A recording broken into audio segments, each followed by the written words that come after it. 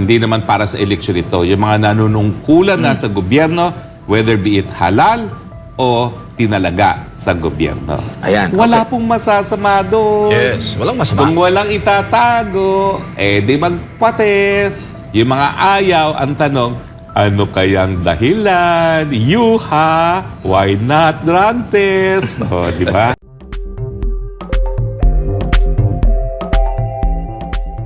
Roque. Attorney Roque, good morning to you, sir. Good morning, and thank you for inviting me to the show. All right. Now, Attorney Roque, the lower house is inviting you, former President Duterte, and Senator Bato de la Rosa to attend the House hearings on the links of Pogo to the illegal drug trade and also the killings of the alleged killings during the Duterte administration. Will you be attending these hearings, sir?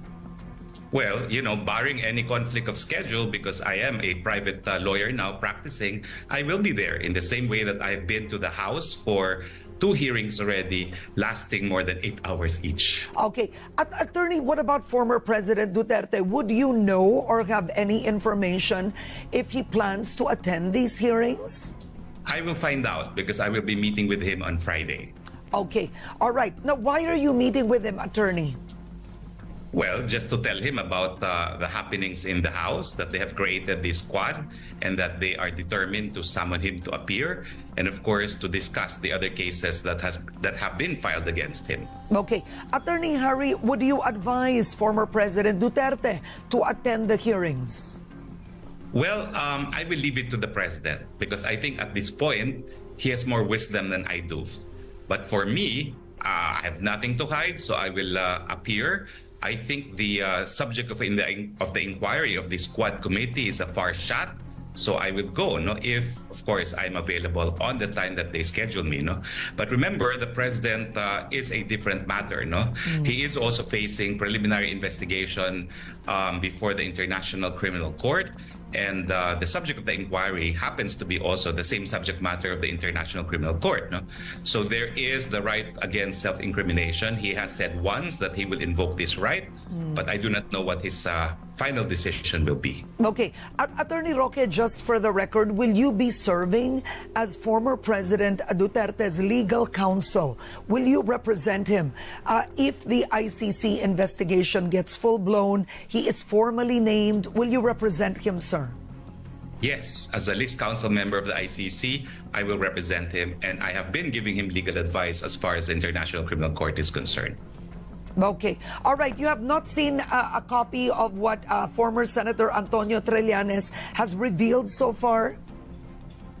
Well, someone sent me a copy, but it's 50 pages. I haven't read it. But I think it's a rehash of what the Senate has investigated already in the previous Congress. I believe the latest complaint has to do with the frigate issue. And prior to that, it has to do with contracts awarded to Bongo's relatives. No? But, I have not actually seen a copy of that particular complaint. And I have a copy of the frigate complaint, but I have not gone over it. Okay. All right. Now let's move on to the issues. Now the hearings regarding your alleged links to Pogo, the Chinese fugitive that was found in the Tuba Benguet house. We've all seen it. It's been quite extensive. But perhaps we can move a bit further. You have said that you do have an interest in the Tuba Benguet house, but you do not possess it. But is it fair to say, attorney, you own the house? I'm not the registered owner, and that's a fact. I have submitted, in fact, yesterday, the transfer certificate of title of the property in Tuba Benguet. And that's what I've been highlighting, no? I have an interest in the corporation, but I am not the registered owner. Now, it is safe to say that I really have an interest there because the corporations are intended for estate planning, no? But right now, we are in the process of reorganization because of a decision that my wife and I would like to continue venturing into businesses and at the same time safeguarding the family's interest. No? So we are segregating properties that we want to reserve, which should not be affected by any of my business decisions. And we are, of course, forming another vehicle by which I can continue with my business ventures. Okay. So, Attorney Roque, for the ordinary person, it seems that this is a layering of companies. why would the Tuba Benguet house have another owner in terms of its title, which you submitted, and yet Biancham Holdings, which you essentially own, you've incorporated it along with your wife and another partner in your law firm, why would you then own PH2, who owns the house? What would your interest be in the house? Why that house? It's estate planning, no?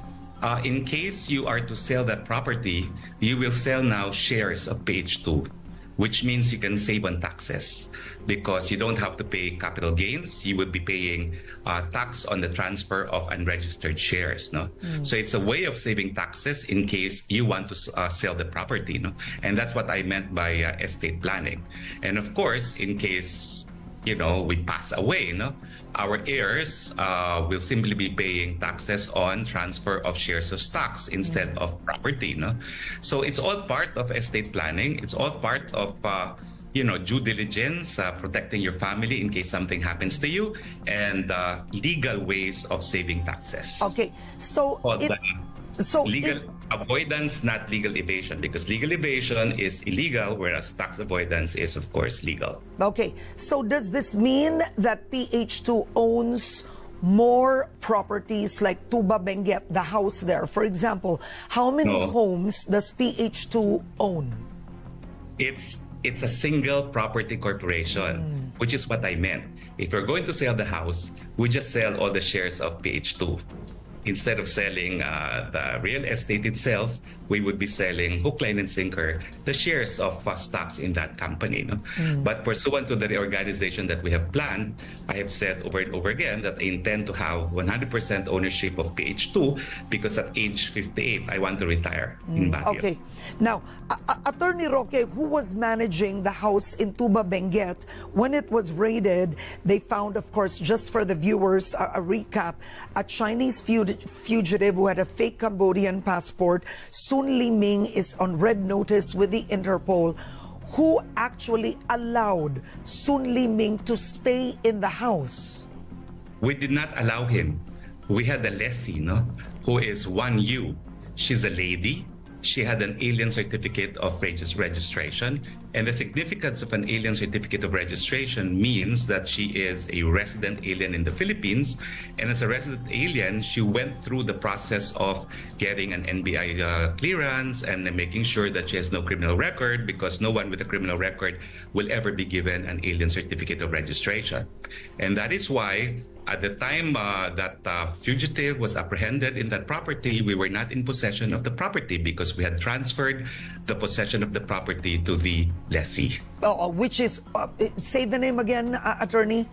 I think the name is 1Yun, no? 1Yun. 1Yun. But who signed the document to actually lease the property to 1Yun? Well, my wife signed it on behalf of PH2. Okay, so your wife signed it, so your wife met 1Yun. Is that fair? I also met her, no? I also met her. And of course, it's part of due diligence. And we asked for her alien certificate of registration. We asked what line of business. She said she's really into trading and she's always traveling, no?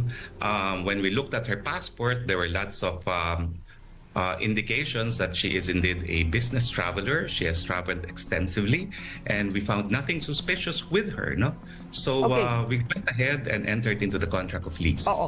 Attorney, how long did 1U lease the property, and how much a month did she lease it for? Since your wife signed it, I'm sure you know by now what the rates were. Well, the rates, I think, is immaterial, should not be broadcasted, no? But the lease contract was fairly new. She had wanted to lease it previously, but the lease contract was signed in January 15. January 15 of 2024. Yes. Okay. And you did say, is this correct, that Sun Li Ming and 1U have a relationship? I do not know who Sun Li Ming is anymore. Because I'm sorry, Sun Li Ming is the real name of the Chinese fugitive that was found in the house.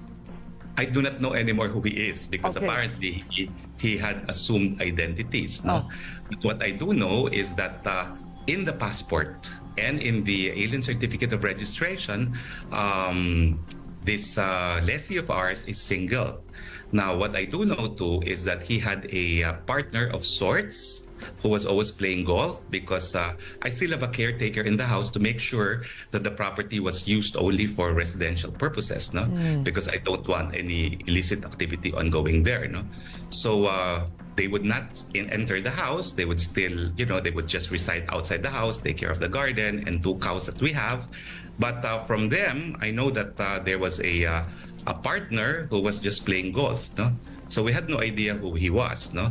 And we were, of course, very surprised that he turned out to be a fugitive, but we had no idea that he was a fugitive. And even the Philippine government, until receipt of the Interpol red notice, had no idea of his existence. Okay, so attorney, where is Juan Yun now, the lessee of the property? Well, I talked to her after, of course, all this happened, no? And she's right now in Singapore because her 9G visa expired and she's processing it again, no? She did not want to be in breach of immigration laws, so while processing it, she said she had to leave the country first, no? And okay. I had told her what had happened. I told her. But why would she lease a property this June 2024 if she knew January. her license to stay would expire? No. It's Oh, go ahead. January. It's not January 2024, right? June. Yes. Why Well, would she? it had just expired, actually, no? So she had just left by a matter of weeks, I think, no? To Did fix you ask everything. her when you spoke to her, attorney? Did you ask her that the man you were with at home is a fugitive? Did you know that? Did you Well, I talk told to her? her, why is there information that the man you were with was a fugitive? And she said she didn't know. That's what she said. And I said, well, it's hard to believe that you didn't know, but, that's what you say, no? But the point, Karen, is we leased the house. We were not in possession. We had no idea he was a fugitive. And if you look at the laws about harboring fugitives, there must be prior knowledge that you knew he was a fugitive. And I would dare add that for purposes of the revised penal code, the person must have been fugitive from Philippine laws, because there's no way we could find out if an alien is a fugitive unless there's already an Interpol red notice, no? And I think Senator Risa Ontiveros posted a copy of the red notice. It was only issued recently, no? So even the Philippine government did not know that he was a fugitive until receipt of that Interpol. Okay. Now, Attorney Roque, you being a lawyer, of course, you've done this before. You know every single aspect of the law. But, attorney, what are the chances? What is this sheer coincidence? One would say that at one point you were facing a Senate hearing, you were defending and essentially saying you are not the legal representative of the Pogo company, Lucky South 99, and then a few weeks after, suddenly a Chinese fugitive was found to be in a house, hiding in a house where one of your companies has an interest in. What are the chances, attorney? Wholly unrelated. Because if you look at the red notice, it had no indication that they wanted him for any Pogo-related activity. And remember, China has been lobbying the Philippine government to ban Pogos because Pogos are illegal in China. So had he been wanted also for Pogo activities, then the red notice should have stated so, no? Now, thank you for guesting me here, because previously in this show, Senator Risa Ontiveros said that authorities have found the link between this fugitive and Lucky South. However, a day before she went on camera in this show, no less than Undersecretary Cruz of PAOK told the House, investigating the matter also of Pogo, that they are still investigating it and they have included me as a person of interest. So to be fair, the investigation of PAOK had just started and they have not concluded on any ties between this fugitive and Lucky South. Okay. So I would like to stress that right now, there has not been any evidence uncovered linking this fugitive to Lucky South. And I doubt if there would be any, because if you read that the red notice, he's wanted for basically commercial fraud, no? E-fraud on using a commercial platform, which is a different platform from what electronic gambling does, no? They're doing basically if I understand the red notice correctly, no, he's wanted for maintaining a similar, let's say, an Alibaba platform, no, whereas a Pogo would use a different kind of technology for what they would require because there's broadcast involved in an electronic gambling facility. Okay, all right. Now, all right. So no connection has been established. You've made that clear so far. PAGCOR Chairman Al Tenco said in the hearing that he actually presented an organizational chart attached to Lucky South 99. And in the original license application, you were designated as legal. So that was the only word, your name and then legal. You did say that they used it without your authority. Is that correct? Without your knowledge. All right. Without knowledge, without my authority. Okay. And this is the reason why we had a bit of a scuffle with Senator Risa, because she was insisting that the document would prove already that I was legal. Oh, but why would they do that, Attorney Roque? Why would you be in an organizational chart without you knowing? That's precisely it. Since I did not know, I would not know why my name is there. Okay. But you see, under the rules of evidence, the document is evidence that it exists. It is, however, not evidence of truth of matters stated therein unless you present the testimony of the witness who prepared it or someone who saw the document being prepared. Okay. And that is what I was going to say in the Senate before I was interrupted by Senator Risa. So actually, that piece of paper is just paper. Attorney Roque. In yesterday's hearing, Attorney Jessa Fernandez did say that the document, although submitted to PAGCOR, was unverified because the application was not given due course anyway. So meaning that although it was accepted by PAGCOR, it was still subject to verification. Okay, so Attorney Roque, another PAGCOR official, and you're fair there. It doesn't mean that just because you're in a piece of paper, that makes it factual. And I agree with you on that, because as journalists have experienced white papers spread, and you can't actually use that as evidence in court. So that's fair. So this is what I want to ask you. A PAGCOR official in the hearing said that you made 6 calls on behalf of Cassandra Ong at one point. Not once did you mention Whirlwind, which is the company you claim to be representing, but then you've always kept mentioning Lucky South in the phone call. So there are 2 things here. You may not be the legal representative, there may be no proof, but why make 6 calls in behalf of Cassandra Ong? Why go to the PAGCOR office, speak to the chairman, and assist, and I'm using the word assist, speak in behalf of Cassandra Ong regarding the billings of Lucky South 99? Why would you do that? Well, let me say first and foremost, I'm a lawyer. Lawyers do this. Lawyers ensure that people that they assist are in compliance with the law. And you don't find that you're a legal representative? No. Not yet? Let me explain. Okay. There's nothing wrong with what I did. That's what I'm saying. Is there anything criminal with accompanying someone for rescheduling of payment? Is there anything legal to make sure that an entity that requires government license should be in compliance with all the requirements? If that's the only basis of linking me to the Pogos, it's very clear nothing illegal happened. There was no misconduct whatsoever.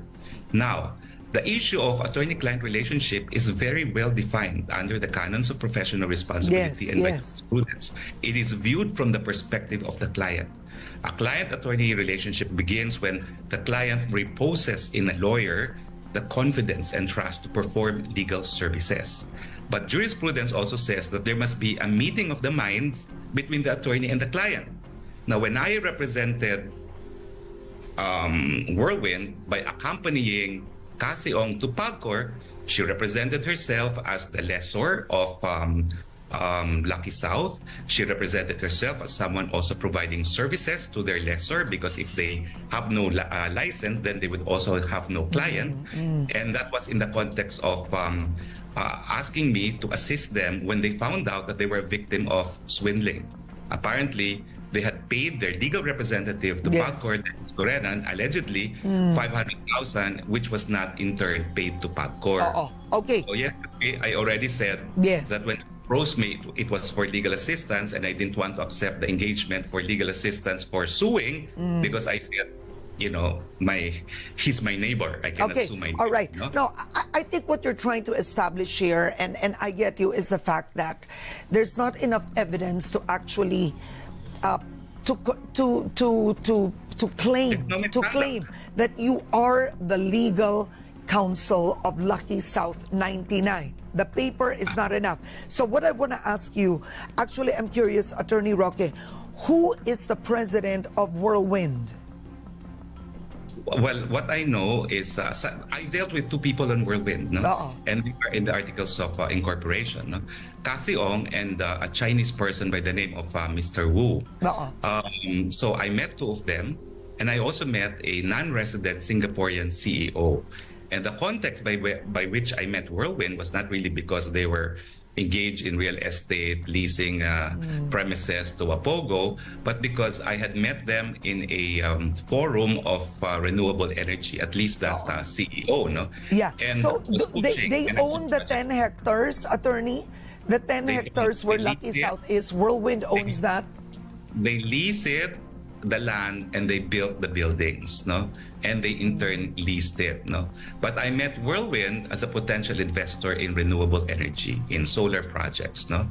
And that's why for a year I was trying to convince them to consider two projects that I was pushing for, two in Cebu, one in Sogod and one in Daan Bantayan, no?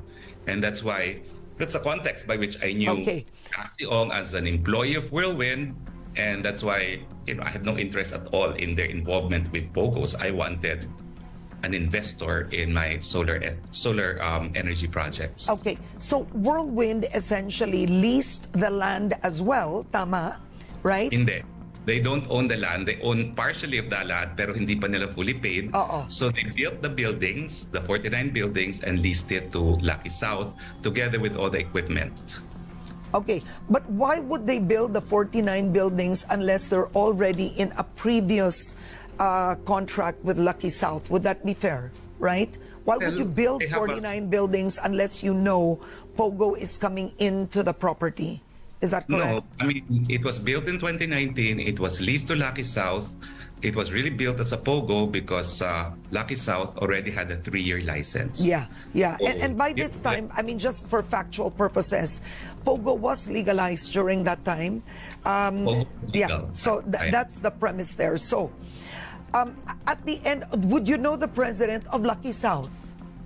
Well, I only met two of them and that CEO who is a non-resident. No, I understand the CEO is not really an officer of. No, I do not know anyone from Lucky South. If that is a question, that's the thing. That's why no matter if I did service beneficial to Lucky South, there is no attorney-client relation because I did not see anyone from Lucky South, and that's what I say. Except Cassandra Ong. Except from Cassie Ong, and what's apparent now is no one knows who's Lucky South. No, so if no one knew who Lucky South is at the time of its corporation, how would I know? And why would I claim to be a lawyer of Lucky South? And that is consistent with what I'm saying, that I have never met a soul representing Lucky South, and I knew Cassie Ong as an employee of Whirlwind. I had no doubts that Cassie Ong was an employee of Whirlwind because I have dealt with them for about a year already, trying to persuade them to invest in a solar project. Now, Lucky South 99 was raided in 2022, and it's a legitimate question. You were asked this in Congress. Why would you help them? Attorney Roque, you were the former spokesperson of President Duterte, so you do have some saying that you were really wielding your political influence to assist, to help this Pogo company. Why would you help them after a track record that they've been raided in 2022? Karen, that's a wrong premise because under the old system, a mother licensee such as Lucky South could have sub-licensee. And the entity raided in 2022 was a sub-licensee. And why do I say this? Because if they were already raided in 2022, why would they still be allowed to operate until 2024? I think they have cleared the issue that what was raided was a sub-licensee and not the mother licensee. And secondly, at that time when they were raided, I had no dealings at all with them. I had no idea they existed, and I did not know the relevance of that news that they were raided, no, because they were not in my realm of existence at all. No? But the important thing to underscore here is, if they were already raided, then why did PAGCOR allow them to continue to operate until 2024? And the only rational explanation is precisely the system of sub-licensing, and that the entity that was raided was a sub-licensee, which was not in the premises in Porac, but it was in Angeles City. Okay, now the Department of Justice has issued an immigration lookout bulletin against you and 11 others to close after the hearing in the Senate, another hearing in the House possibly that you might attend to, and now an immigration lookout against yourself. What do you think of all of this, Attorney Roque? Because now it seems that it's not proving yourself, it's not perceived innocent before guilty. It's in the reverse. You'd have to prove to the public you're not involved in Pogos. Thank you very much, Karen. Highlighting, of course, that Pogos were legal, no? And that Lucky South was legal until 2024. Well, I already believe that this is harassment. It's clear that my only involvement is I accompanied Cassie Ong, not even for renewal of license. No? It was for rescheduling of payment, no? Number one. And that number two, the fugitive is a completely different issue. In fact, the lookout bulletin is on the Porac issue. But as far as the Porac issue is concerned, other than accompanying Cassie Ong, there's not been any allegations at all of any misconduct. So why would they put me in a lookout bulletin? Well, of course, lookout bulletin would not affect my right to travel, no? And there's jurisprudence involving former President GMA, no? That said that only courts can issue a whole departure order. But already it is really trial by publicity, because they even published, no, the conditions by which the lookout bulletin was issued, and that there's possibility of a grave crime being committed. But Karen, months after the raid in Porac, the only case they have filed is for torture against 2 Chinese nationals, no? And that's even a wrong charge, because a torture can only be committed by state agents for purposes of extracting information. And there hasn't been any case filed at all. So why would they now have come? Why would they now issue a lookout bulletin, including me, when my only participation was for arranging rescheduling of payment? So to me, it's plain harassment, and I think you cannot separate this now from the fact that since Maisog and since the breakdown of Uniteam, I have been a very vocal critic of this administration. All right. On that note, I want to thank you for joining me today on Head Start, Attorney Harry Roque. Thank you, sir. And Karen, thank you very much for this opportunity to be heard. I really appreciate it. All right. Thank you. Para sa iba pang karagdagang mga balita at impormasyon, ay huwag po nating kalimutang mag-like, share at comment sa video na ito, at huwag po rin nating kalimutang mag-subscribe to continue supporting us. Maraming salamat po sa inyong panonood, at naway tangkilikin po ninyo ang aming YouTube channel.